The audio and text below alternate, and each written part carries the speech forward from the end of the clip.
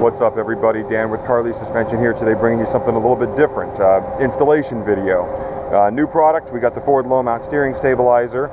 So we've always had the high mount that corrects the right hand pull in a tire, or you can set it to neutral. Now we've got a low mount steering stabilizer pushing the opposite direction to correct for any tire that has an inherent left hand pull. Combine that with the upper steering stabilizer and you've got infinite adjustability, one steering stabilizer per steering bar, the upper drag link and the lower tie rod, for just the best all-around situation.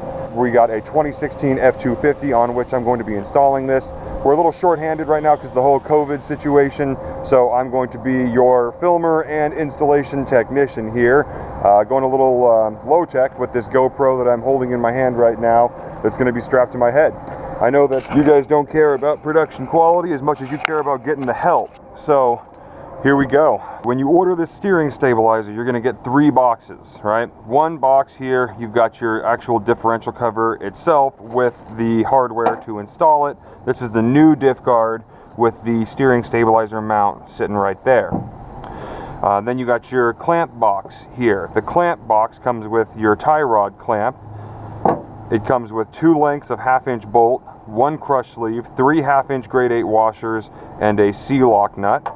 And then you've got your actual white stabilizer box over there. That comes with your Carli steering stabilizer with the 2 gold spacers on the body end and the 17-4 stainless high misalignment stud pre-installed on this end. Okay, I'm going to run over all this when we actually get underneath the truck as well, but for clarity purposes, when we're not underneath the truck with a bunch of stuff in the way and a whole lot of things going on, I thought I would set up the configurations here just to be 100% clear on how you're going to install this. So in the leveling configuration, you actually have to run the stabilizer below this double shear mount here to clear the track bar bend from hitting the body at full compression in a right-hand turn. Part of that R&D that we do, right? So you take the longer of the 2 1/2-inch bolts, put a washer on it, set the crush sleeve inside the mount, slip it through, then you've got the 2 bearing spacers, 1 spacer goes on, stabilizer goes on, Schrader pointing out, other bearing spacer on, other washer on, nut on. That's your leveling configuration once you tighten it up. On the other end, the high misalignment stud gets a washer and the tube clamp goes on.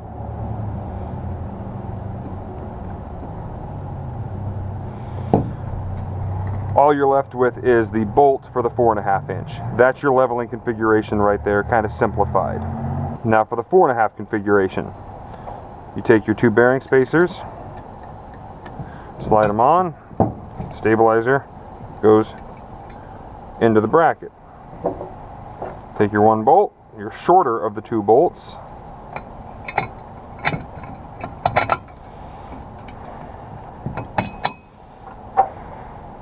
washer, nut. Other end, still the same. You've got your washer underneath there,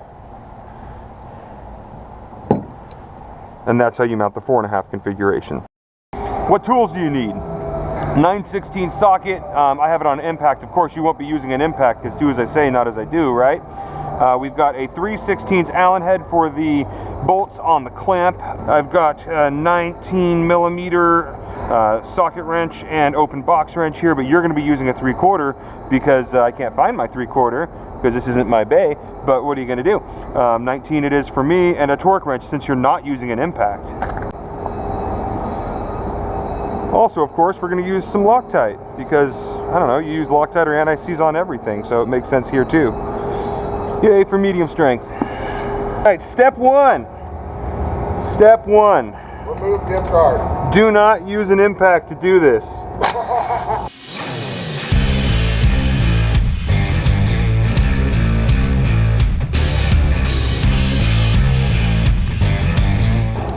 Step 1. Remove the diff guard. If your truck has one of these old style ones. Yours probably won't. The good news, same socket. Alright, grab the extension with the 9/16 socket on it, take the diff guard, take your hardware,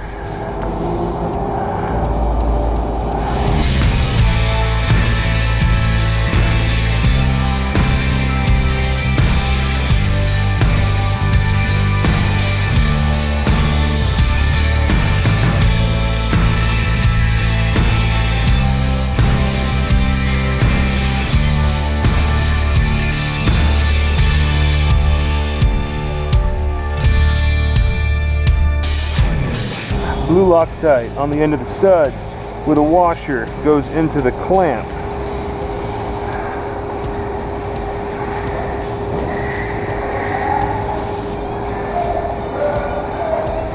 Make sure that's on there nice and tight. You can reconfirm when it's on the truck that everything's good to go. For the leveling configuration, put a washer on the bolt. You're going to slide the crush sleeve into the diff guard bracket. You're going to put the bolt through there.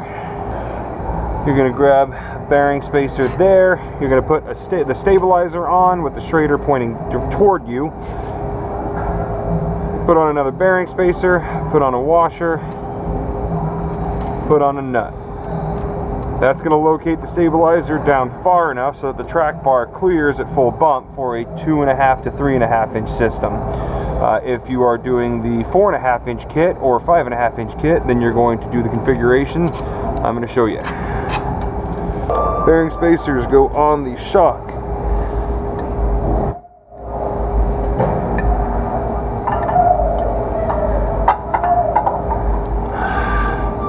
Shock goes into the bracket. Take the shorter bolt for the 4.5, 5.5 inch lift with a washer on it.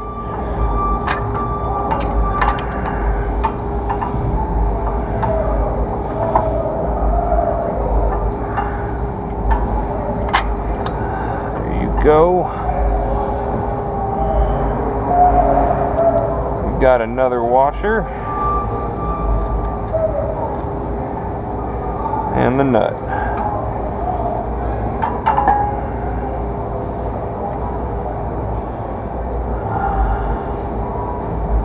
For ease of installation, if you have access to nitrogen, this is going to be the better way. I'm going to take the Schrader cap off.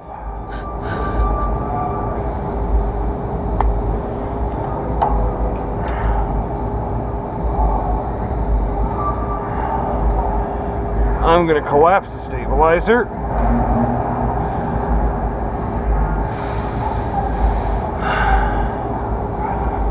So it's easier to install. If you don't have access to nitrogen, I'm going to provide you a measurement to make this a little bit easier so you don't have to drain it, but this is easier for me.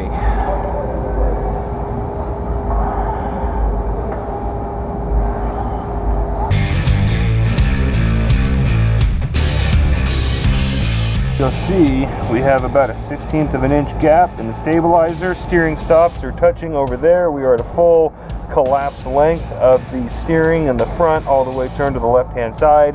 So shortest the stabilizer will ever be. We have about a 1/16 of an inch showing there. That's exactly what we want.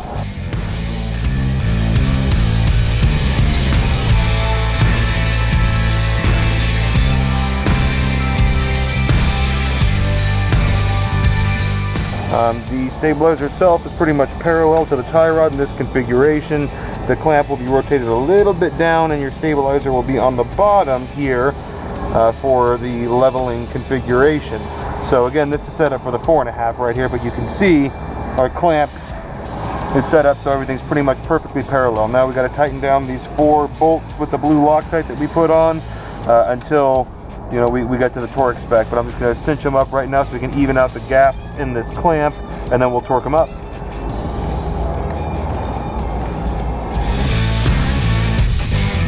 We've already cinched it up so that the gaps are correct on the clamp. Now we torque it in the cross pattern to 13 foot-pounds.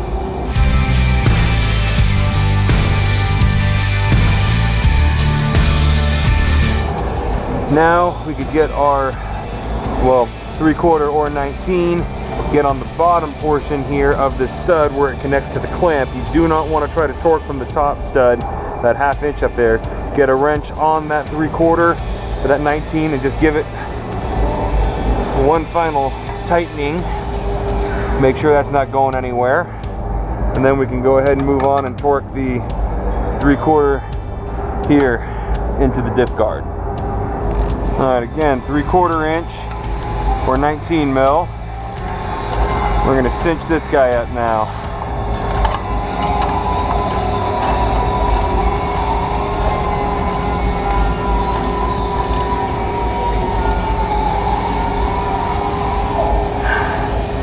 It's a C-lock nut. So yeah, there's a torque spec on this bolt. It's a 1/2-inch bolt, so I go in the 60 to 70 foot-pounds, but I mean that's not even close to necessary. That C-lock with a 3/8 ratchet with a decent sized handle, tightening that down will be more than sufficient. Alright, now we're going to take it to the other steering stop and make sure the steering fully cycles. As you can see, we are good to go.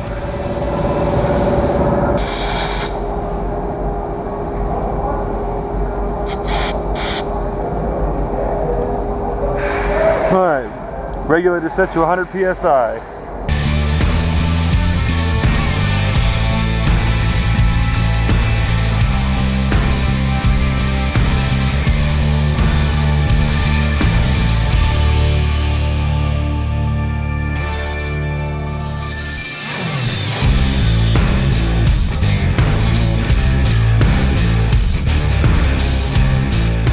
Alright guys, that does it. That concludes the installation.